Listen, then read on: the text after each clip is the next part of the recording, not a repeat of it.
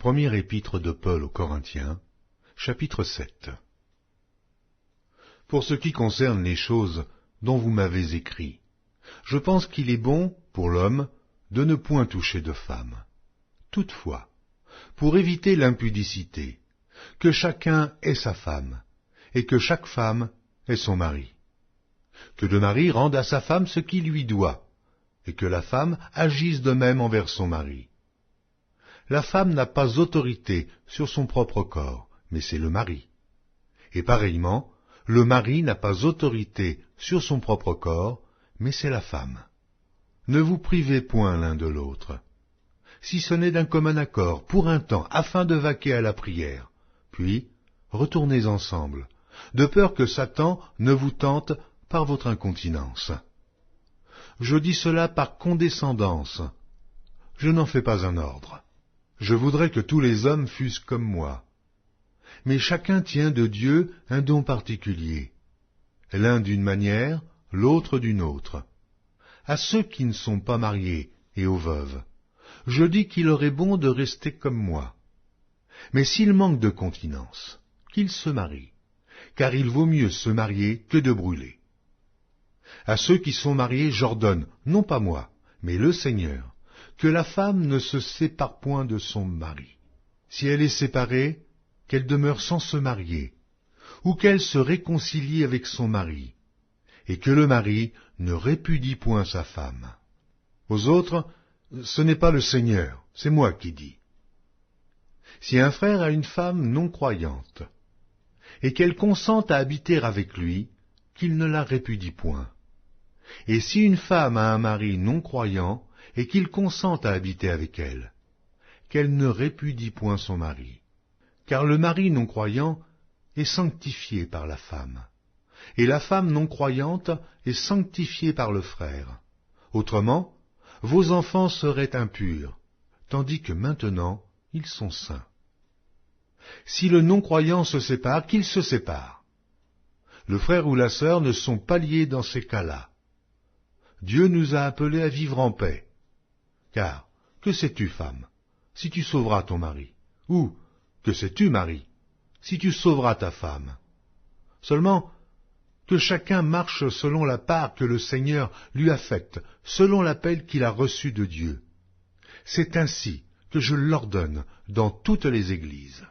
Quelqu'un a-t-il été appelé étant circoncis, qu'il demeure circoncis. Quelqu'un a-t-il été appelé étant incirconcis, qu'il ne se fasse pas circoncire. La circoncision n'est rien, l'incirconcision n'est rien, mais l'observation des commandements de Dieu est tout. Que chacun demeure dans l'état où il était lorsqu'il a été appelé. As-tu été appelé étant esclave? Ne t'en inquiète pas. Mais si tu peux devenir libre, profites-en plutôt. Car l'esclave, qui a été appelé dans le Seigneur, est un affranchi du Seigneur. De même, l'homme libre, qui a été appelé, est un esclave de Christ. Vous avez été rachetés à un grand prix. Ne devenez pas esclaves des hommes. Que chacun, frère, demeure devant Dieu, dans l'état où il était lorsqu'il a été appelé. Pour ce qui est des vierges, je n'ai point d'ordre du Seigneur, mais je donne un avis, comme ayant reçu du Seigneur miséricorde pour être fidèle. Voici donc ce que j'estime bon. À cause des temps difficiles qui s'approchent, il est bon à un homme d'être ainsi. Es-tu lié à une femme? Ne cherche pas à rompre ce lien. N'es-tu pas lié à une femme? Ne cherche pas une femme. Si tu t'es marié, tu n'as point péché. Et si la Vierge s'est mariée, elle n'a point péché. Mais ces personnes auront des tribulations dans la chair, et je voudrais vous les épargner. Voici ce que je dis, frères. C'est que le temps est court, que désormais ceux qui ont des femmes soient comme n'en ayant pas, ceux qui pleurent comme ne pleurant pas, ceux qui se réjouissent comme ne se réjouissant pas, ceux qui achètent comme ne possédant pas, et ceux qui usent du monde comme n'en usant pas, car la figure de ce monde passe. Or je voudrais que vous fussiez sans inquiétude. Celui qui n'est pas marié s'inquiète des choses du Seigneur, des moyens de plaire au Seigneur. Et celui qui est marié s'inquiète des choses du monde, des moyens de plaire à sa femme. Il y a de même une différence entre la femme et la vierge. Celle qui n'est pas mariée s'inquiète des choses du Seigneur, afin d'être sainte de corps et d'esprit, et celle qui est mariée s'inquiète des choses du monde, des moyens de plaire à son mari. Je dis cela dans votre intérêt. Ce n'est pas pour vous prendre au piège, c'est pour vous porter à ce qui est bienséant et propre, à vous attacher au Seigneur sans distraction. Si quelqu'un regarde comme déshonorant pour sa fille de dépasser l'âge nubile, et comme nécessaire de la marier, qu'il fasse ce qu'il veut. Il ne pêche point. Qu'on se marie.